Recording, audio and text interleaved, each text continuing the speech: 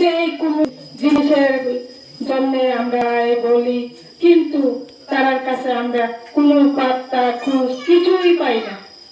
কিন্তু আমি সবদিকে নজর দিয়ে দেখলাম যে আমাদের ত্রিপুরা মুঠা আমার এলাকাবাসী সবাইকে নিয়ে আমি তারাকে বলেছি যে দেখো তোমরা সবাই এসে আমাদের কোনো কিচ্ছু হবে না, আমরা ভালোভাবে একসাথে একজুট হয়ে ত্রিপুরা মুঠাতে আমরা কাজ করব, এগিয়ে যাব, সবাইকে দেখিয়ে দেব যে আমরা এই ত্রিপুরা মুঠা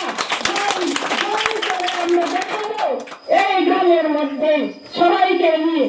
আমি এতটুকু বলে আমার সংক্ষিপ্ত আলোচনা আমি এখানেই শেষ করলাম। সবাইকে নমস্কার।